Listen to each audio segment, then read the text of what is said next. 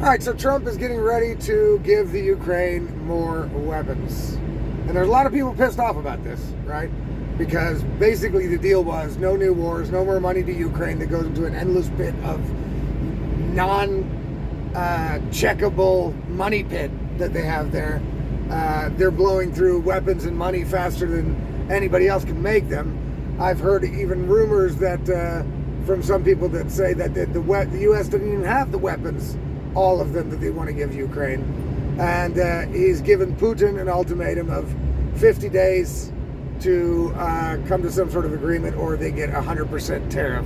So he's using the tariffs as like kind of sanctions, which, you know, I guess that's kind of a good strategy in some cases. I guess that's okay. But in the case of Russia, probably not so much, because what happened here in Germany and in Europe when we decided, or not we, I'm sorry, when the morons that run our government decided to sanction the hell out of Russia, inflation and prices and shit went sky high here. Trump cannot afford that in the United States. He just got inflation under control. Jobs report looks good. It looks like the economy is settling down a little bit in America. And you can't have, because of trying to punish another country that isn't really going to be punished, because all our sanctions really didn't do shit to Russia, you know what I mean? And all it does is further alienate the rest of the world. Basically, the rest of the world's going to say, oh, when America doesn't get its way, when we don't do exactly what America says we should do, then they're going to fucking throw crazy tariffs on us. They're going to take us out of the banking system. They're going to confiscate our rich people's money and yachts and boats and shit. That doesn't make a lot of people want to really invest very hard in America. And so they're going to try to break free of America. And that's what people are doing when America makes policies like this. So if the sanctions would have any effect at all at 100%, maybe I'd say, okay, do it, you know. But I think that's a bad strategy. And a lot of economists and people also think that is a bad strategy. Now, about the giving the weapons to Ukraine, some people say, well, Trump is kind of under contract. The contract is that they still get weapons and blah, blah. I'm not so sure that's the reason, because otherwise they would have said that. Trump would have said that and said, look, guys, I know everybody at the base is going to be pissed about this. But, you know, the old government, or the Biden administration, made contracts that we have to live up to. We can't just get out of that. So we're going to have to go through it until the contracts are over. If it was contracts, then the Pentagon would not have been able to halt aid to Ukraine a couple of weeks ago. So I don't think it's contracts. I think it's just that Trump wants to pressure Putin and doesn't want to look like he's cutting completely away from Ukraine. Even though, in my opinion, if I was America, or American, or Trump, living in America, I would want them to just say, okay, they don't want to come to a deal, let them fucking fight it out, end of story. Mobile camera, right? In 1 kilometer. That's what I would basically do. Now that thing's going to interrupt me like 2 more times. It's totally annoying. I forgot to turn it off. Sorry. So I'd be like, look, no more of my tax money to Ukraine. No more help to Ukraine. Mobile camera in 500 meters. No sanctions on Putin that could hurt our economy. That's crazy. Just get out of it. Get out of it. Back out. Say, okay, all they want to do is fight. Let them fight. You know what I'm saying? Let them fight. Mobile camera in 100 meters. Because look, either one of them can stop. The beef is between them, right? Ukraine could offer Russia, look, let's stop now. We will not join NATO. Yeah, we'll put it in our constitution or whatever. And obviously, when there's a war, you know what I mean? The people who are winning get to keep the territory they got in that war. You know, they sacrificed lives for that. The country that where the areas are in sacrificed lives for it. Now, if Zelensky's got a better negotiation position to say, well, no, we want some of our land back, then great, let him do it. But I think that if you offer Putin what basically his offer was, is, no NATO, right? No NATO, and we get to keep the land we have taken and protect the Russian citizens within those lands and access to the Black Sea, etc. Look, if Zelensky doesn't want to take that deal, then that's fine. That's up to him. And as long as the soldiers are still fighting, then he can continue trying to win the war. It's just that we don't have to pay for that, right? At some point, when you're in a conflict with somebody else and that other somebody else is clearly whipping your ass, at some point you say, uncle, right?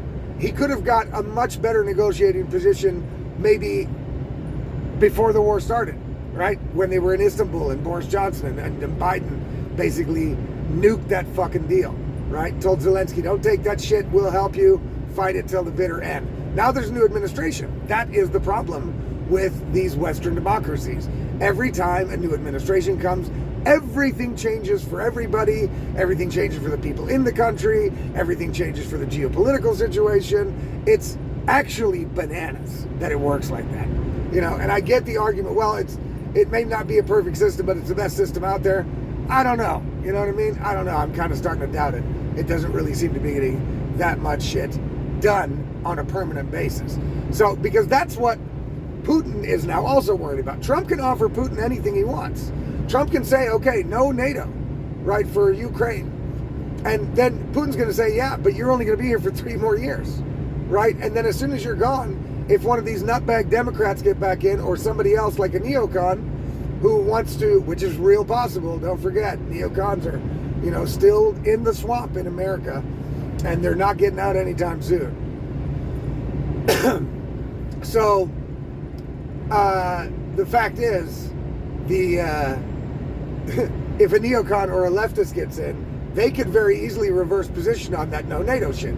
Everybody violated the Minsk Accords, everybody violated, basically the West makes all these accords and treaties and rules and shit that they try to impose on everybody except for themselves. And that pisses other countries off. So Putin, Russia was promised no NATO expansion.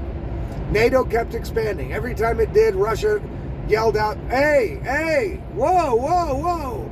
And NATO just said, F you, Putin, fuck you, Russia. Our promises don't mean jack shit. As a matter of fact, our promises to Ukraine don't really mean jack shit either, except they mean more than the promise to Putin. Why would Putin trust anybody from the West for anything, especially if he's winning the war, which he is, and he has a lot more stamina to continue the war? Why would he back off? He's basically got the areas that he wants secured, and now I think he's pushing to make Ukraine get on its knees and beg for mercy, because the time for negotiations has long been gone for Putin. Putin's like, look, if they try to negotiate, they're just going to lie. He respects Trump. He probably trusts Trump. Trump probably trusts him. The fact is, Putin can't trust that whoever comes after Trump won't just reverse course on this whole thing. So now Putin has the chance to just force Ukraine to take that deal, and he will have military stationed within Ukraine forever. You know what I'm saying? So, in order to avoid that they go back on that deal. So there's no real good reason for Putin to say to Trump, you know what, offer me no Ukraine membership, we get to get the territories, and we'll stop the war, right? Why would he do that? I wouldn't do that. You know what I mean? I wouldn't do that. And hey, look, the West has gotten themselves into this position. America has gotten itself into this position of morally pointing at every other country and dictatorships and blah, blah, blah, and the way you guys vote is wrong, and that your whole thing is not a democracy, and the way you oppress your people is wrong. And then they get caught doing the exact same shit. They make rules for war. Oh, there's war rules and war crimes. We say what they are, and we decide and who they're going to apply to, because when we do war crimes, or Israel does war crimes, well, then that's okay. Right? That's okay. That's not a war crime. It only counts for you people. Well, if I was Putin and getting treated like that, I would never trust a fucking thing that any of these Western politicians ever said again. And if Putin was in a weak position, that he was losing the war, then he might have no choice but to trust them and say, look, we'll stop if they stop and no NATO membership. And America goes, okay, no NATO membership. And then Putin kind of has to trust them on their word, but he's not losing the war. He is in the best negotiating position there is. And the fact is, Trump can't promise him what he needs. So I don't think that Trump is going to be able to stop this shit. And if he puts sanctions that are 100% on Russia, he has a high chance of tanking his own economy which is not going to be very great for him at all, right? And I don't think he's really going to do that. I think he's bluffing Putin, you know what I'm saying? Thinking that Putin will cave, you know what I mean? I think that's what he's doing. I think everybody out there that's pissed that Trump didn't solve this war in 24 hours and all that shit, look, I don't think so. You know what I'm saying? I don't think that's ever been reasonable to assume that that would ever happen, because Trump does not control Vladimir Putin, right? Vladimir Putin also doesn't control Trump. But you can't just walk into Vladimir Putin like you could into a European politician's office and say, you're going to do this right now. You can do that to European politicians pretty much if you're America, but you can't do that to Putin, right? And Trump thinks, or thought, and still thinks that Putin is going to just cave, even though he's in the best position. I think Putin is going to continue until they offer him something that can't be undone. And I don't know what that looks like, right? As far as the NATO expansion is concerned, right? Right now, there's even more NATO expansion planned in Romania. There's going to be one of the biggest military bases for America, NATO, put there. That's the plan, kind of. I don't know if that's still in action or not. But I would say Putin would also want this to be taken off the table. When he says no NATO expansion, he means no more NATO expansion, even the things that they're already planning on expanding or may have built into or put money into. He didn't care about that. No NATO expansion. And since there's no guarantee that Trump can give him, that the administration after him isn't going to reverse course on this, I don't think Putin's going to stop until Ukraine just gives up. That's kind of my prognosis now. You know what I mean? It wasn't like that before. I was also part of the crowd that thought that Trump was going to be able to talk with Putin and get this shit fixed. And it looked like it was going to happen a couple times. Now, I don't think so. I think Putin is viewing the layout of the war at the moment, and he is just basically kicking ass, right? And he's thinking, you know what? Why not just secure these areas by force? Force Zelensky not to get into NATO. Don't rely on the Americans in the West, and end of fucking story. And anything Trump does outside of military action is just going to make the situation worse for America, so I think that's a bad idea. As far as him giving the weapons to Ukraine now, I think that's just part of the strategy to try to put pressure on Putin.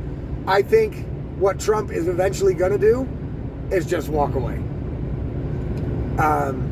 That's what I think he's going to do.